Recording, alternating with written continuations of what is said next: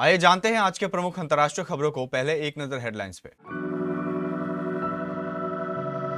मीनाक्षी नटराजन विवाद में चुनाव आयोग का आएगा फैसला, सुप्रीम कोर्ट भी पहुंच चुका है मामला। इनोवेशन को बढ़ावा देने के लिए आपका शुक्रिया पीएम मोदी, ऐतिहासिक रिकॉर्ड पर टेक दिग्गज ने की जी भरकर तारीफ। एयर इंडिया विमान हादसा, पोते की याद आती है तो बिस्किट याद आने लगती है। अगवा किए गए 6 नागाओं की हत्या, 28 दिन बाद सड़ी गली लाशें मिली। खान सर पर एफआईआर मामले में हाई कोर्ट ने सरकार से मांगा जवाब। अमेरिकी ठिकानों पर ईरान के बड़े हमले, कुवैत ने बंद किया एयर स्पेस। भारत के दोस्तों को धमका रहा पाकिस्तान का बेस्ट फ्रेंड तुर्की। सोना 1.50 लाख से नीचे लुढ़का, चांदी भी 2.35 लाख पर पहुंची। शवों के प्राइवेट पार्ट्स का उड़ता है मजाक, 370 की बिरयानी विवाद के बीच प्रणीत मोरे का शो का एक और वीडियो वायरल। लियोनेल मेसी और क्रिस्टियानो रोनाल्डो की क्वार्टर फाइनल में होंगी टक्कर। मध्य प्रदेश से राज्यसभा चुनाव के लिए कांग्रेस प्रत्याशी मीनाक्षी नटराजन का नामांकन पत्र रद्द होने के बाद सियासत में हंगामा मचा है। इस मामले में काफी विरोध के बाद आज चुनाव आयोग अपना फैसला सुना सकता है। वहीं कांग्रेस ने मदद के लिए सुप्रीम कोर्ट का दरवाजा भी खटखटाया है। चुनाव आयोग में इस मामले को लेकर लगातार शिकायतें और आपत्तियां दर्ज कराई जा रही है। गुरुवार को नामांकन वापस लेने का आखिरी दिन है। ऐसे में अब सभी की नजरें आयोग के अगले कदम पर टिकी हुई है। मीनाक्षी नटराजन की उम्मीदवारी का पर्चा खारिज होने के बाद कांग्रेस ने चुनाव आयोग के सामने अपनी कड़ी आपत्ति दर्ज कराई थी। चुनाव आयोग इस संवेदनशील मामले में फूंक फूंक कर कदम रख रहा है। आयोग ने अपनी लीगल पूल के वरिष्ठ वकीलों से संपर्क किया है। एप्पल के सीईओ टिम कुक भी पीएम मोदी के मुरीद हैं। भारत के इतिहास में सबसे लंबे समय तक लगातार निर्वाचित प्रधानमंत्री बनने पर उन्होंने एक्स पर पीएम को बधाई दी। उन्होंने अपने पोस्ट में लिखा कि भारत के इतिहास में सबसे लंबे समय के लिए निर्वाचित प्रधानमंत्री बनने के लिए बधाई। लोगों की जिंदगी बेहतर बनाने वाले नए इनोवेशन और तकनीकी विकास को समर्थन देने के लिए धन्यवाद। इस पर पीएम ने जवाब भी दिया। उन्होंने जवाब में लिखा, आज देश के हर वर्ग से मिले शुभकामना संदेशों से वह बेहद भावुक और अभिभूत हैं। प्रहलाद ठाकुर जब सुबह उठते हैं तो सबसे पहले उनकी नजर तस्वीरों पर पड़ती है। ये तस्वीरें अहमदाबाद के उनके छोटे से घर की चमकीली हरी उखड़ती दीवारों पर टंगी हैं। दीवारों पर देवी देवताओं की तस्वीरें हैं, पीतल के बर्तन रखे हैं, पुराने पारिवारिक फोटो लगे हैं। एक फ्रेम में उनकी पत्नी सरलाबेन का चेहरा है, दूसरे में उनकी पोती आध्या है जो सफेद कपड़े में मुस्कुरा रही है। पिछले साल जून में एयर इंडिया का एक विमान दुर्घटनाग्रस्त हो गया था। वह विमान बीजे मेडिकल कॉलेज के हॉस्टल परिसर में गिरा था। यह जगह अहमदाबाद एयरपोर्ट से 2 किलोमीटर से भी कम दूरी पर है। इस हादसे में कुल 260 लोगों की मौत हुई थी। इनमें 241 लोग विमान में थे। सरलाबेन और आध्या उन 19 लोगों में से थी जिन्होंने जमीन पर अपनी जान गंवाई। मणिपुर के लिलोन बेफई गांव से 13 मई 2026 को कथित अपहरण के बाद लापता हुए नागा समुदाय के 6 लोगों के शव बरामद कर लिए गए। सभी शवों को इम्फाल स्थित जवाहरलाल नेहरू आयुर्विज्ञान संस्था के शव गृह में रखा गया है। करीब 28 दिनों के बाद शवों को बरामद होने से क्षेत्र में शोक और आक्रोश का माहौल है। परिजन और समुदाय के लोग अब शवों की पहचान और मामले की निष्पक्ष जांच की मांग कर रहे हैं। लिलांगमाई नागा काउंसिल मणिपुर के अध्यक्ष टिमोथी बिजुनामाई ने कहा कि सबसे पहले यह सुनिश्चित किया जाएगा कि बरामद शव वास्तव में उन्हीं 6 लापता लोगों के हैं। टिमोथी ने कहा कि सबसे पहले हमें यह देखना होगा कि शव किस स्थिति में है।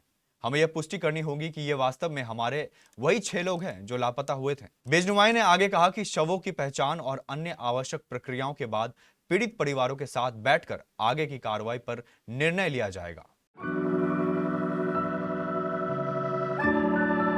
पटना हाई कोर्ट में फैजल खान उर्फ खान सर ने एक याचिका दायर कर अपने ऊपर दर्ज एफआईआर को निरस्त करने की मांग की है। 2 जून को तकरीबन 10:30 बजे मुसलमपुर हाट स्थित खान ग्लोबल स्टडीज पर हमला हुआ था, जिसमें कोचिंग सेंटर के गार्ड चुनचुन को चोटें आई और उन्हें इलाज के लिए अस्पताल में भर्ती कराना पड़ा था। इसी दौरान के एक वायरल वीडियो में खान सर के 2 बॉडीगार्ड प्रदीप कुमार और तालेबर सिंह फायरिंग करते दिख रहे थे। इस वीडियो के आधार पर कदम कुआं पुलिस ने फैजल खान और उनके 2 बॉडीगार्ड पर एफआईआर दर्ज की है। बुधवार को जस्टिस चंद्रशेखर झा की एक जज की बेंच ने खान सर की याचिका पर सुनवाई करते हुए राज्य सरकार को 4 हफ्तों के अंदर जवाब देने को कहा है। राज्य सरकार की तरफ से महाधिवक्ता पीके शाही के सहायक अधिवक्ता प्रभु नारायण शर्मा ने पक्ष रखा, वहीं खान सर की तरफ से वकील अभिषेक कुमार ने उनका पक्ष रखा।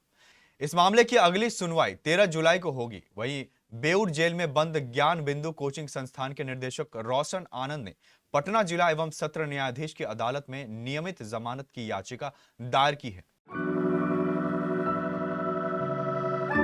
अमेरिका ईरान के बीच फिर से भीषण युद्ध छिड़ गया है। अमेरिका ने ईरान में कई ठिकानों पर सेल्फ डिफेंस में हमले शुरू कर दिए हैं। ईरान में बंदर अब्बास, किश, शिरिक और मिनाब इलाकों में जोरदार धमाकों की आवाज सुनी गई है। इसके बाद ईरान ने अमेरिकी हमले का जवाब देते हुए स्ट्रेट ऑफ हॉर्मुज को फिर से पूरी तरह बंद करने का ऐलान कर दिया है। साथ ही ईरान की इस्लामिक रेवोल्यूशनरी गार्ड्स कॉर्प्स ने दावा किया है कि उसने अमेरिकी नेवी की 5वीं फ्लीट के मुख्यालय पर शाहिद 136 ड्रोन दागे और जॉर्डन में एक अमेरिका से जुड़े एयरबेस को भी निशाना बनाया। ईरान ने इसे दक्षिणी ईरान पर हालिया अमेरिका हमलों का जवाब बताया। इसके अलावा आईआरजीसी ने एक बार फिर स्ट्रेट ऑफ हॉर्मुज को पूरी तरह बंद करने का ऐलान कर दिया है। वहीं अमेरिकी हमलों के बीच क्षेत्रीय देशों ने अपने अपने एयर डिफेंस सिस्टम एक्टिव कर दिए हैं। जॉर्डन ने 5 ईरानी मिसाइलों को बीच में ही मार गिराने की जानकारी दी। बहरीन में एयर रेड सायरन बजाए गए, जबकि कुवैत ने कई हवाई हमलों को ट्रैक करते हुए उन्हें रोकने की जानकारी दी है। तुर्की के राष्ट्रपति रेसेप तैयप एर्दोगन ने पूर्वी भूमध्य सागर में बढ़ते तनाव को लेकर कड़ी चेतावनी दी है। उन्होंने कहा कि क्षेत्र में खासकर साइप्रस द्वीप के आसपास संघर्ष की आग भड़काने की कोशिश की जा रही है और यदि तुर्की तथा तुर्की साइप्रस के लोगों के अधिकारों को नुकसान पहुंचाने की कोशिश हुई तो उसका जवाब बेहद सख्त होगा। एर्दोगन ने सोशल मीडिया पर कई पोस्ट करते हुए कहा कि तुर्की इन घटनाक्रमों पर बारीकी से नजर रख रहा है और किसी भी उकसावे को बर्दाश्त नहीं करेगा।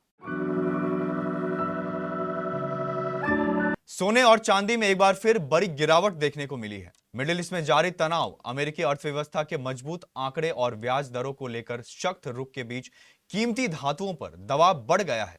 इसका असर अंतर्राष्ट्रीय बाजार से लेकर भारतीय घरेलू बाजार तक साफ दिखाई दे रहा है। एमसीएक्स पर सोना 1.50 लाख रुपए के अहम स्तर से नीचे फिसल गया, जबकि चांदी भी 2.35 लाख रुपए के नीचे पहुंच गई।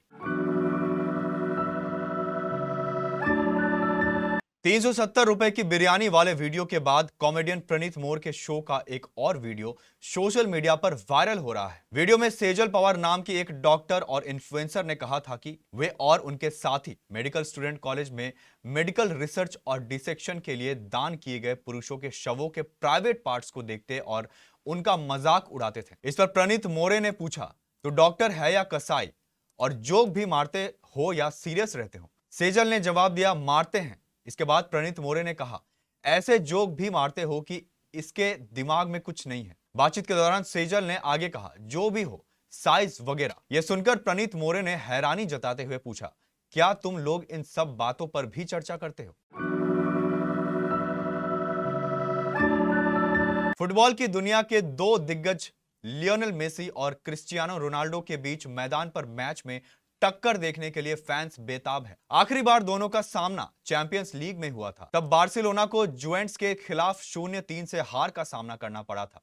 उस मैच में रोनाल्डो ने ग्रुप स्टेज में मेसी की बार्सिलोना के खिलाफ 2 गोल किए थे।